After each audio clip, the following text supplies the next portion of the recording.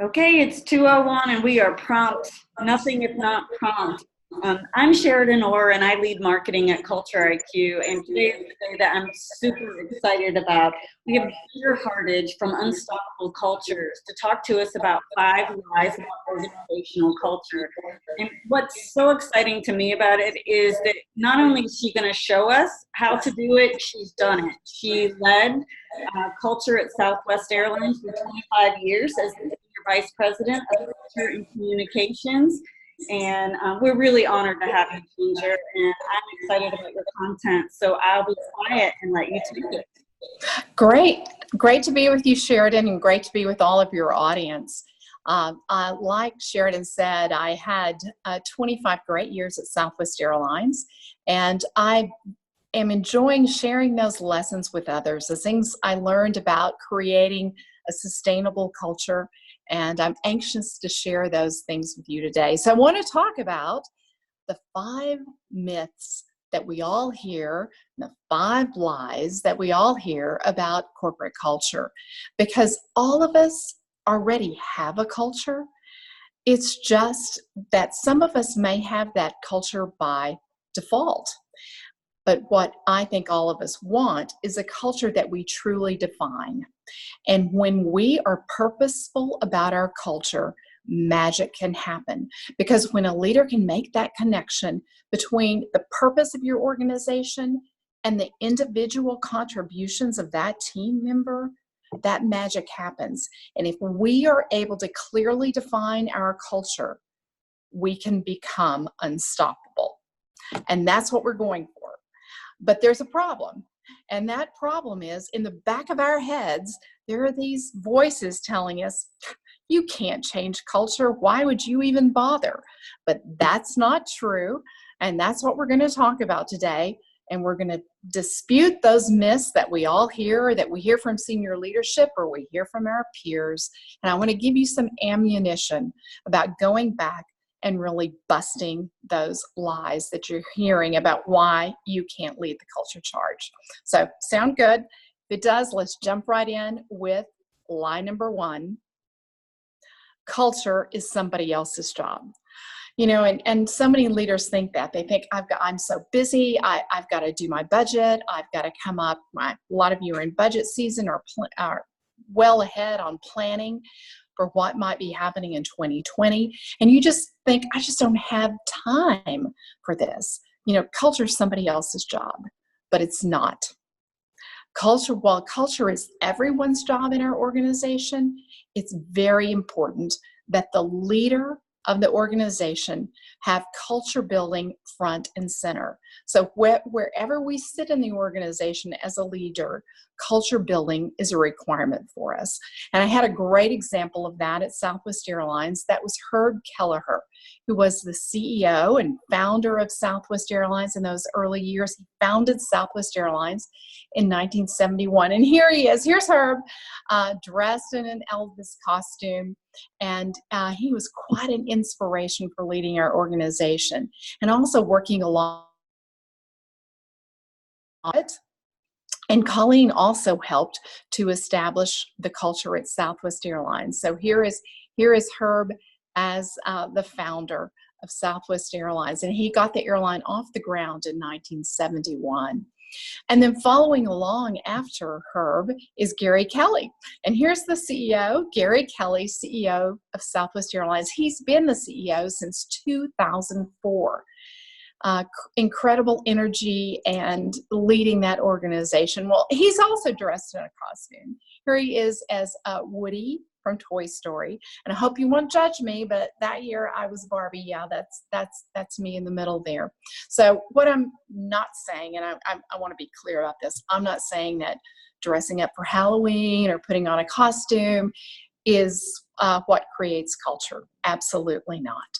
But what I am saying is if you're intentional about your culture, like Herb Kelleher was, about how Gary Kelly is, and how other organizations are, if you're intentional about your culture, you can make such a difference. So dressing up isn't the golden ticket, but focusing on your culture truly is.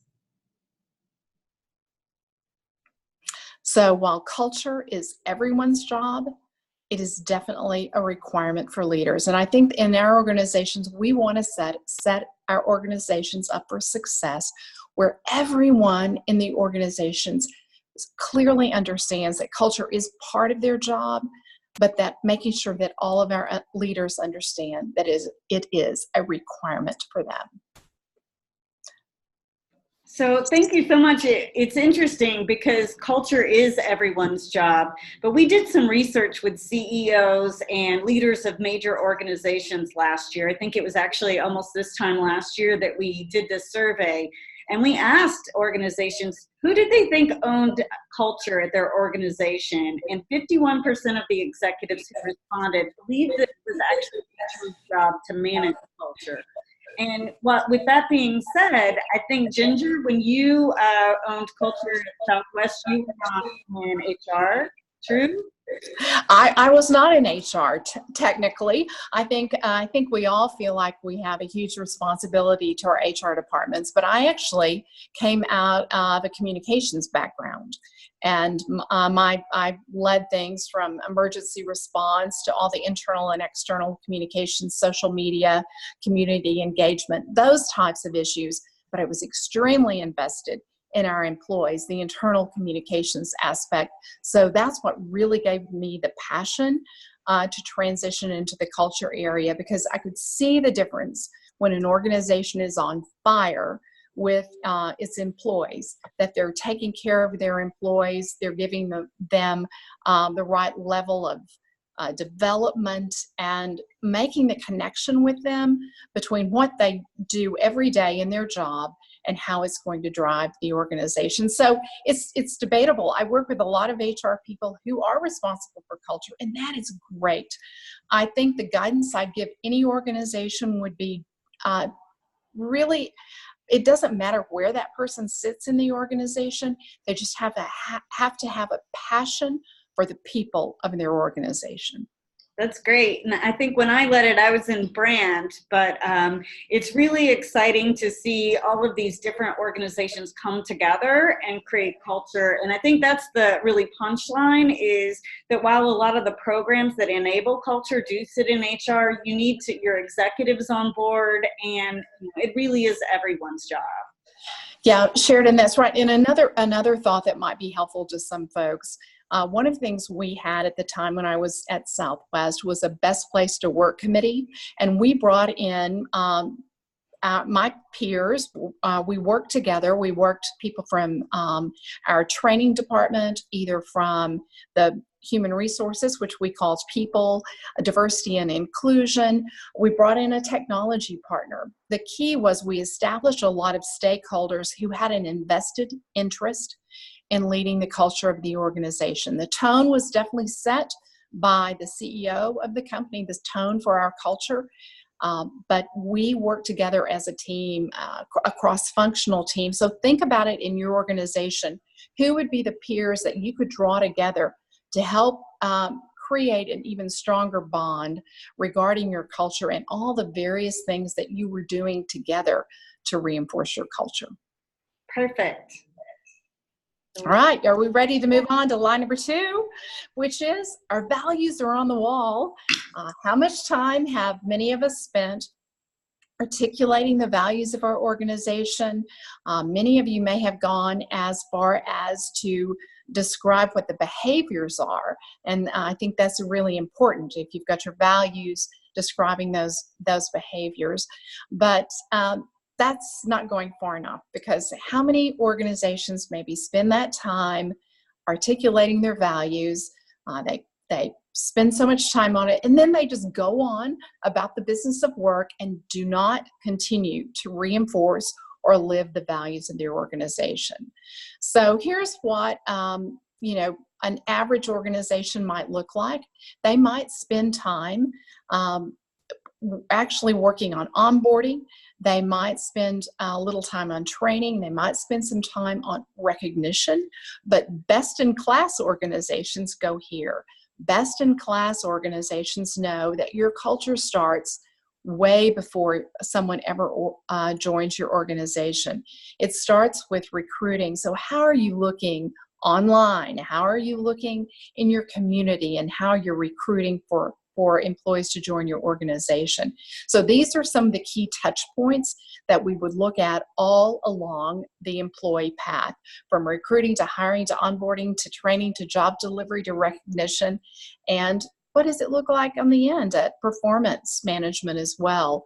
Are the values listed on your performance appraisal? And at Southwest Airlines, they were. I was the senior vice president. My boss was the CEO, but I was reviewed on how I was living the values of the organization. And that's a very thorough way to make sure that everyone in the organization understands the importance of the values and the importance of living them every day. And one of my key points is culture isn't a faucet that you can turn on and off.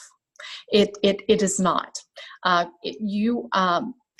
Your need to continue to reinforce, back to that visual that I just showed you, you need to look at every point along the way and how you're reinforcing that with your employees. And I think, Sheridan, I think you all have some commentary on this as well. Yeah, so we talk about it, the employee life cycle, and it really infusing culture from the moment you're trying to attract talent till when that talent may retire and move on. And we've seen the power of alumni networks too, and you want to make sure that your culture really goes throughout. And one of the biggest things that we work with companies to do is to make sure that they're listening for culture and values throughout these stages. And so are you getting feedback from people who may be going through your hiring processes and see if your values really did permeate that process? And then how did you onboard them and make sure that they were going to be successful at your culture? So really to be exactly what Jennifer said at the beginning is to be deliberate and define what you want that employee journey to look like from beginning to end, and how those alumni may actually help you attract the talent that's going to be successful in your culture in the future. So perfect. We align. Yeah. Absolutely. And going back to the point I made about all cultures start before hiring, here is an example from Southwest Airlines. Every year, Southwest received over 300,000 applications for people to come to work there. So that's quite a large number. And of that, only 2% of the people were actually hired. So there's a saying in HR circles, which is hire tough so you can manage easy. And that's definitely what best-in-class organizations do. They spend the amount of time really making sure that individuals match their values before they ever hire them. And that makes it so much better for everyone in the organization, because you're really hiring tough so you'll be able to manage easy down the line. And speaking of the values, here's the list of the values of Southwest. They're unusual, and I encourage organizations to have very specific values that relate to your organization: warrior spirit, servant's heart, fun-loving attitude. And Southwest took the time to articulate what those behaviors looked like to match up to each one of those values. And in our storytelling, when we would commend an employee, we would call out how they might have used their servant's heart in delivering great customer service, or how they solved a problem with their fun-loving attitude.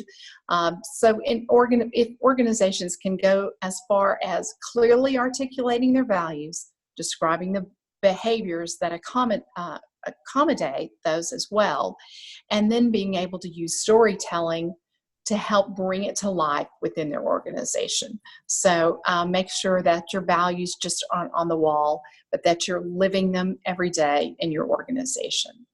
So line number 3, culture's fluffy. I'm sure some of you have heard that. And if somebody in your organization thinks that culture is all about balloons and streamers and party time, yeah, I can see why they'd think it's fluffy.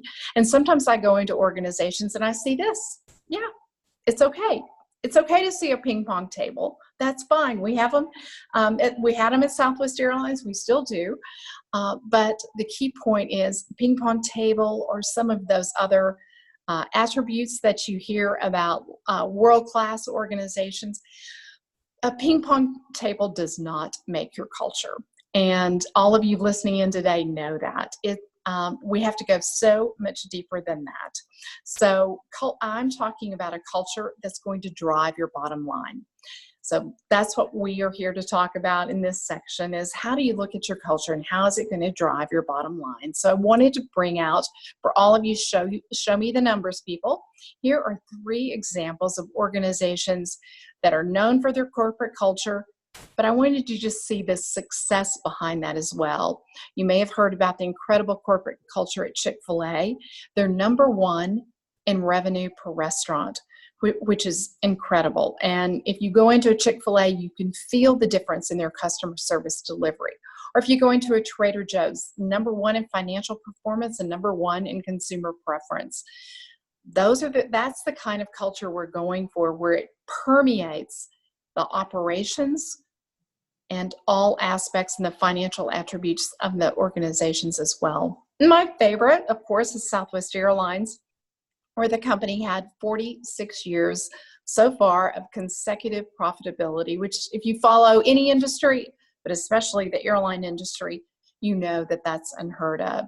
So one of the things Southwest did every day to understand how well the customers were relating to our product, the company would send out an email, a survey email, to going to the point of Net Promoter Score. How likely would this customer be to recommend someone fly Southwest Airlines?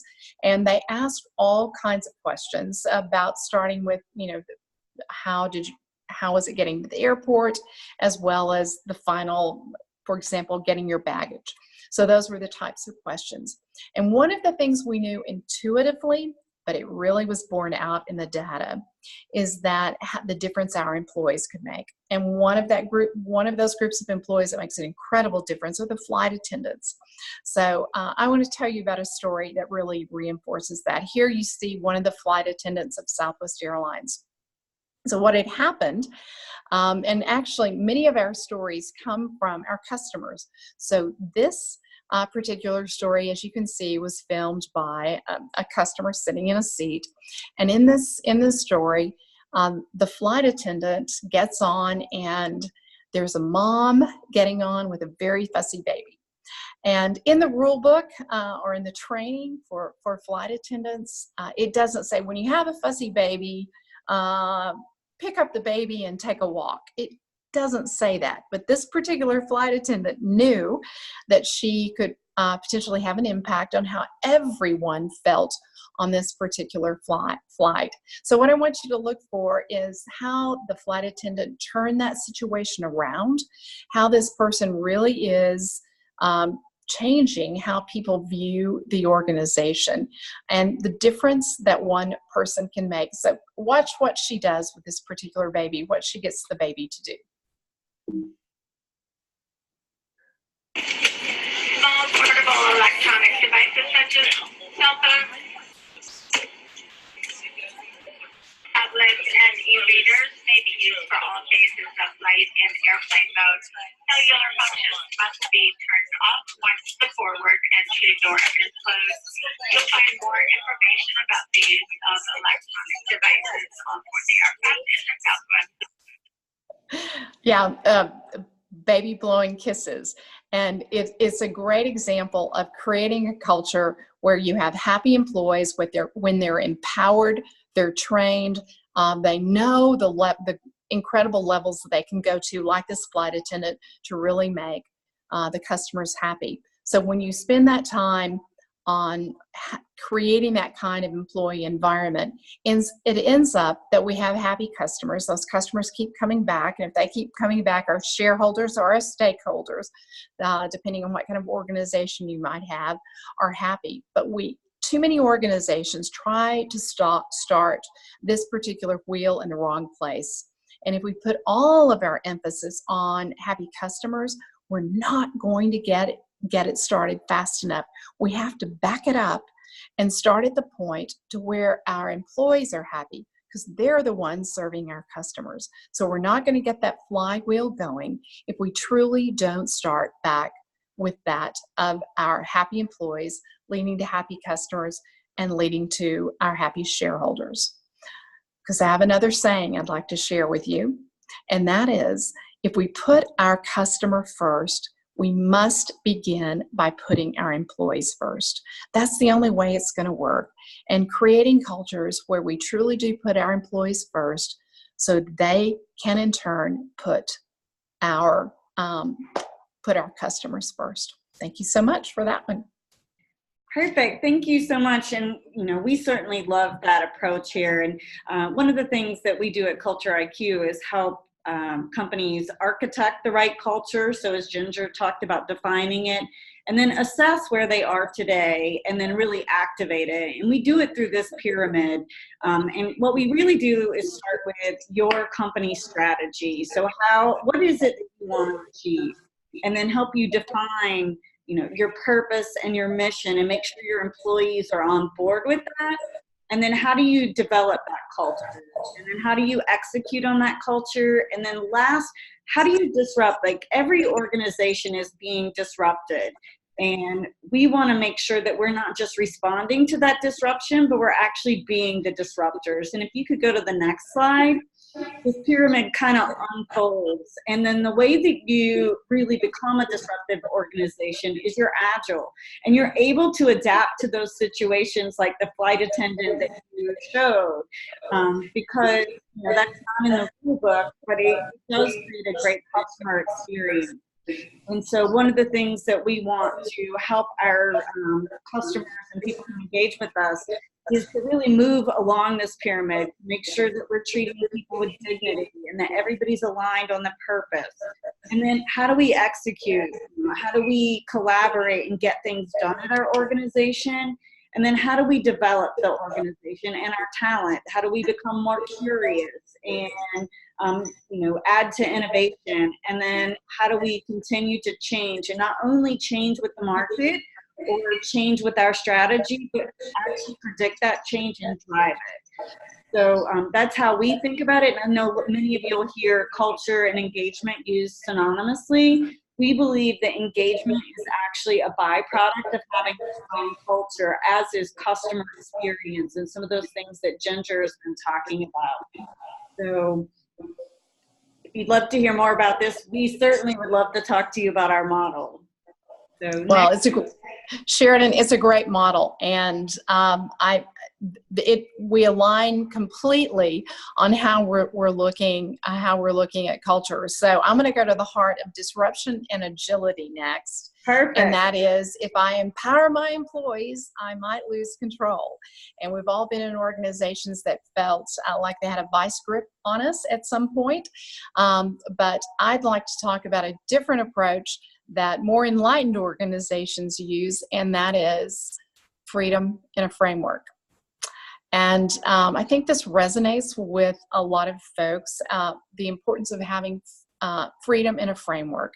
Yeah, our jobs have certain aspects that we need to deliver on, but why don't we allow our employees to actually deliver with the personalities that we actually hired them for, like that flight attendant example I gave. Or here's an example of it can happen in almost any industry.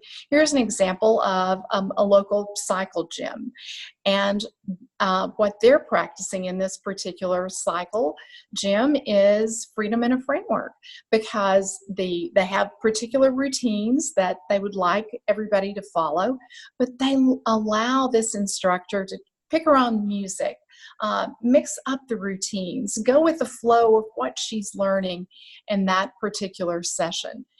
So how are we looking at freedom in a framework? And the example I'd like to give you at Southwest about freedom in a framework is, think about the flight attendants.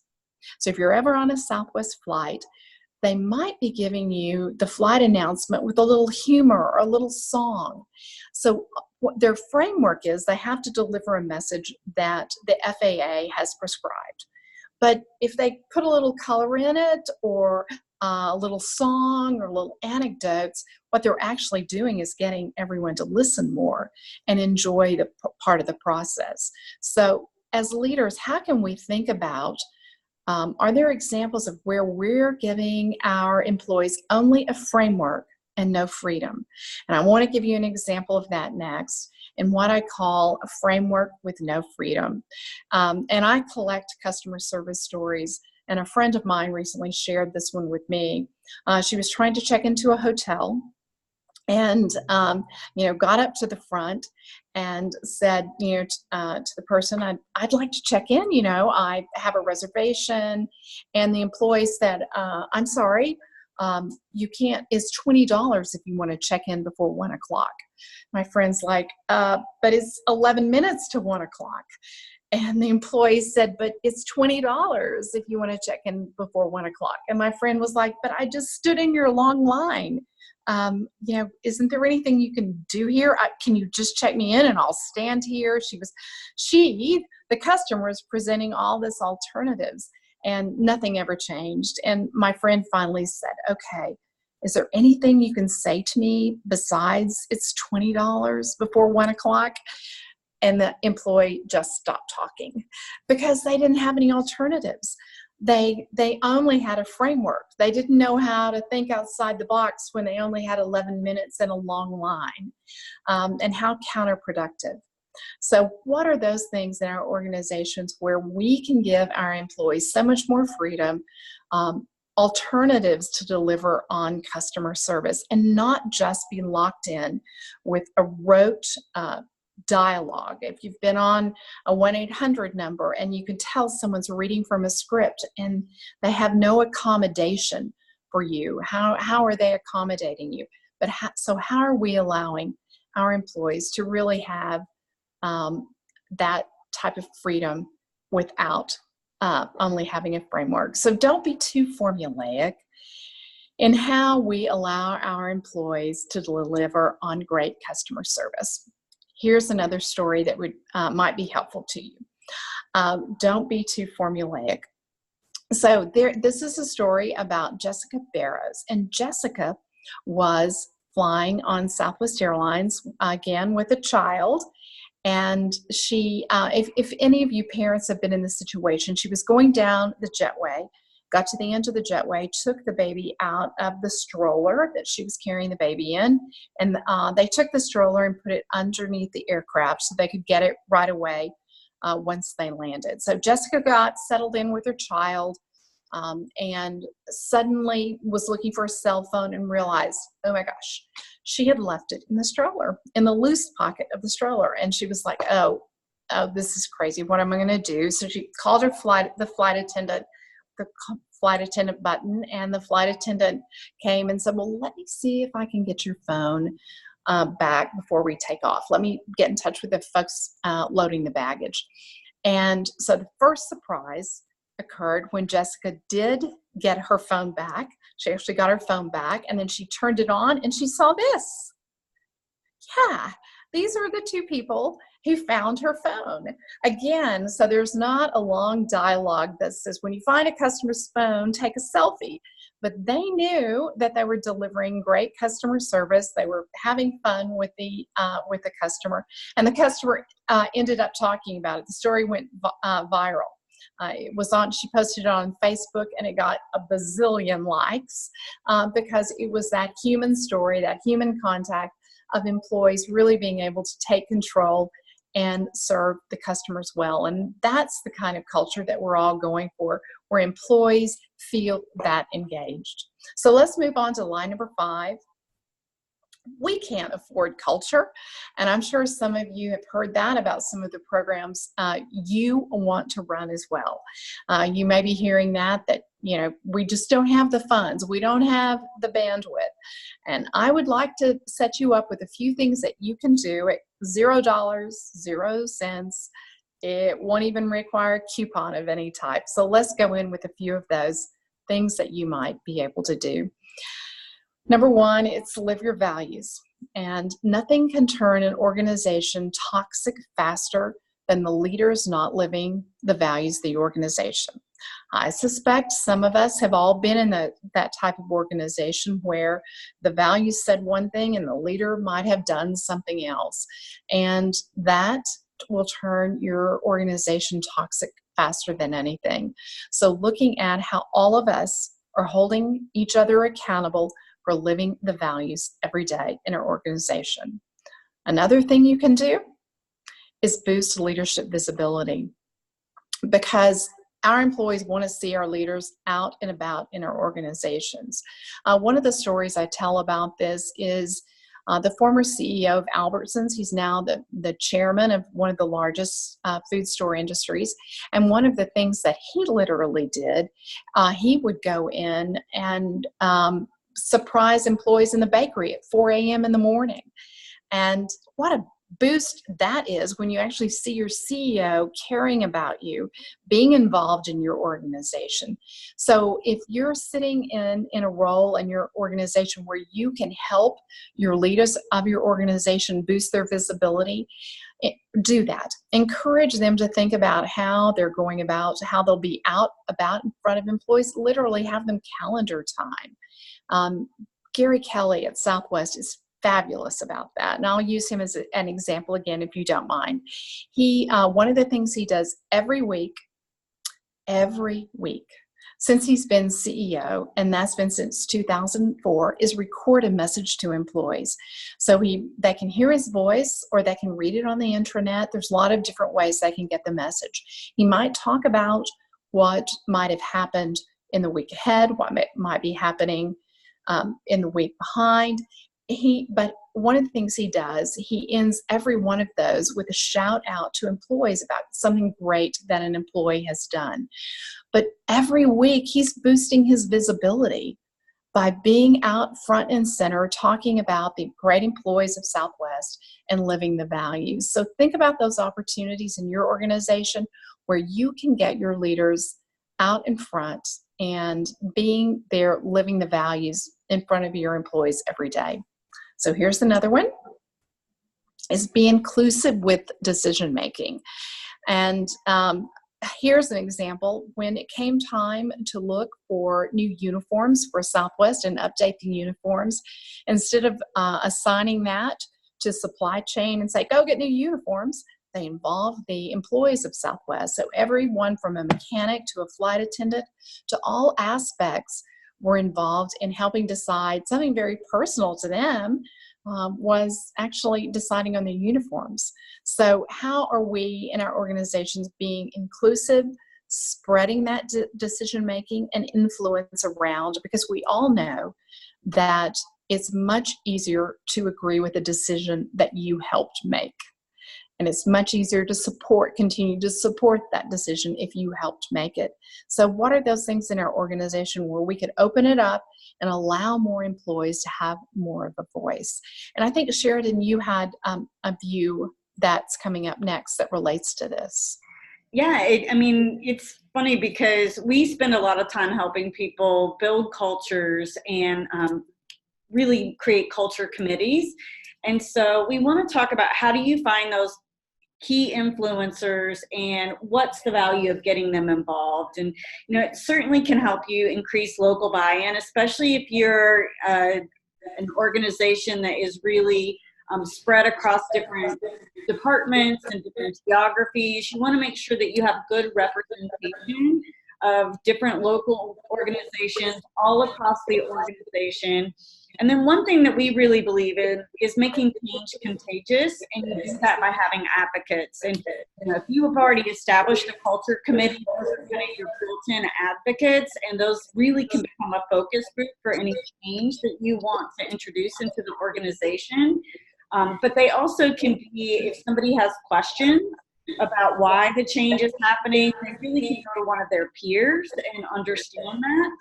And another important thing is you can get bottom-up insight as you really start to make that change and how it may be perceived in different parts of the organization, especially if they don't have full context. So culture committees are really valuable, and I think Ginger hit on something that's super important. Is a lot of us have them, and they intrinsically become the party planning committee. Like, oh, what are we going to do for birthday celebrations? Or, let's talk about the holiday party. But really what you want to talk about is program decisions. And if you are, for instance, thinking about your values, how do you kind of vet the values that you have today with employees and see if they resonate? Or, do you need to really think about tweaks going forward? And having this committee built in, we recommend that it kind of people matriculate in and out of the culture committee, so you keep getting fresh voices. But nothing can really increase engagement as much as having a part in a decision. And so we really want to make sure that when we're helping architect those cultures, the people really understand those culture carriers. Who's going to help drive it forward, and who's going to help you carry these decisions throughout the organization. So I think we're perfectly aligned on that. And I love the uniform example, because that is something so personal, and you want to make sure that you're hearing all the voices. So thanks for bringing that to life. Yeah, and Sheridan, just to add into some of the things you were saying as well and reinforce, we also had a culture committee at Southwest, and you mentioned the point about having changeover in that, and that's something we realized after a period of time, how important it is to let some people be alumni of the culture committee and allowing new members to come in and experience that, so that you really increase your influence across the organization, because you have people who are alumni, active members, and with the numbers we were dealing with at Southwest, you could have, over time, you'd have hundreds of people who were alumni and had exposure to being involved in the activities that helped really build and reinforce the culture of the organization. Another thing was the importance of allowing employees to apply for it. I think that's important. It really shows people who might show the initiative to be involved. Another thing that we allowed employees to do, and this is separate from the culture committee, was apply to be part of the hiring process at Southwest. Because we all know that people who are closest to the work are the best people at picking the new individuals who might join that team. So we asked, for example, pilots. Pilots were part of the hiring process. So you had obviously the recruiter, you had the hiring manager, but you had employees who actually did the job every day, whether that be a pilot, a flight attendant.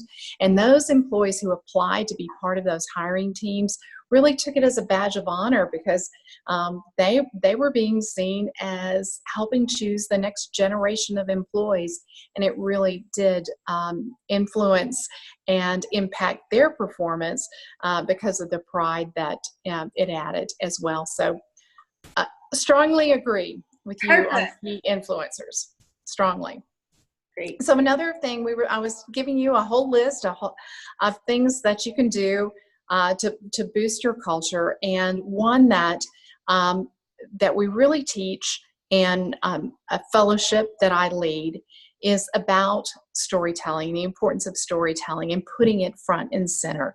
Because unless we are bringing the real life examples into our organization of what it looks like to live our values and to live our culture, it might be hard for our employees to truly see what we're talking about. And storytelling is a technique that really will bring that to life for all of your employees.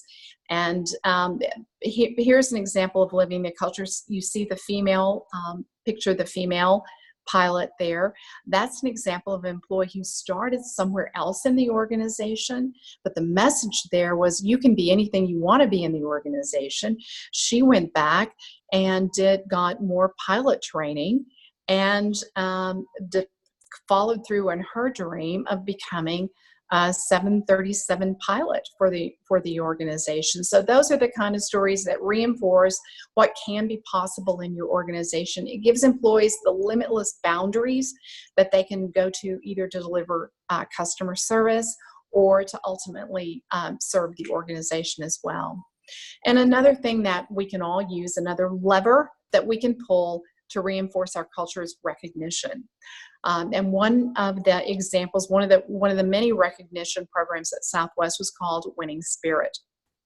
And how Winning Spirit worked, every year, about 60,000 people take the time to write Southwest Airlines, send an email, send a tweet, send in a letter about a particular employee. 60,000 people take the time to specifically name an employee.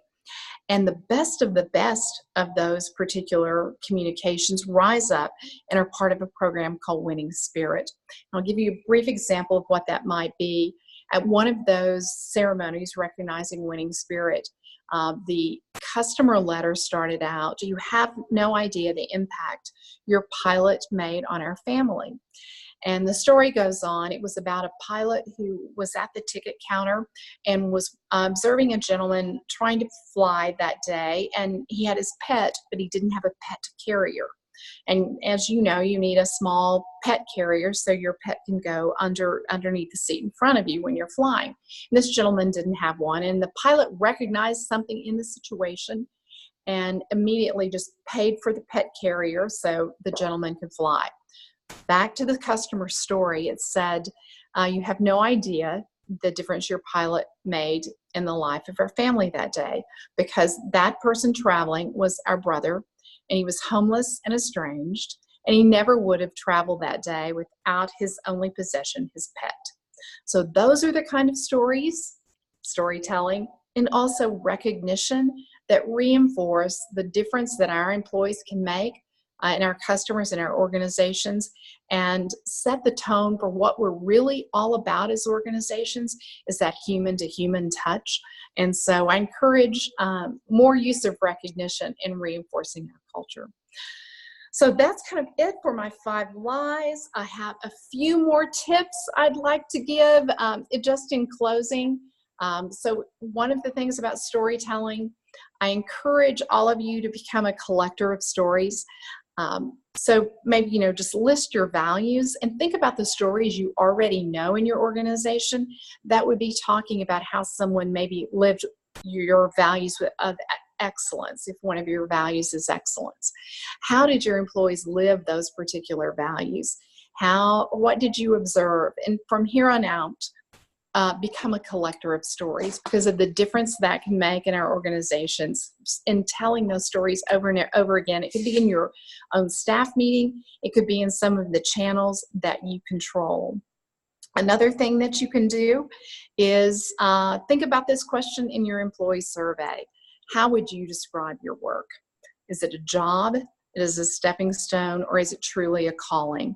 And when we asked this question at Southwest, 71% of the employees describe their job as a calling.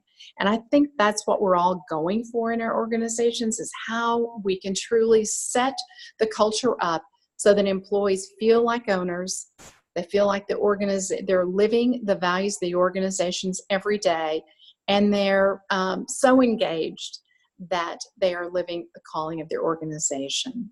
So I'd like to invite anyone who's on the webinar today to attend something where we talk about these types of issues every year. It's going to be held again next year. We just finished 2 of these fellowships. It's the Unstoppable Cultures Fellowship, and there is the website. We'd love for you to attend if you can. It's in November 8th and 11th, 2020. I know that sounds a long way off, but we're going to sell out, and we hope you're part of it. If you can be part of it, it's the Unstoppable Cultures Fellowship.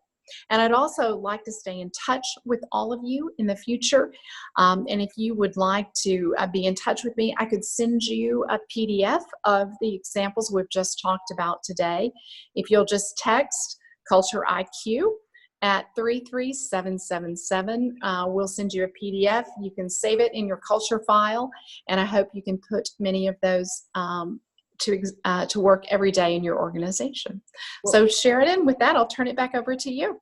Well, we have a couple of questions, but to give you a shameless plug, we've heard such wonderful things about the Unstoppable Cultures Fellowship, and I think you sold out this year, and it sounds like people have really moving experiences personally and come back with a lot of things they can bring to their organization. So sounds like a wonderful weekend. I'm plugging. Well, thank you. Well, thank you. Thank you. We have speakers from different types of organizations, because we all know we live in all different types of organizations. So I bring the perspective of Southwest Airlines. We have Navy SEAL Commander. This past year we had Zappos. We brought someone in from, Yes.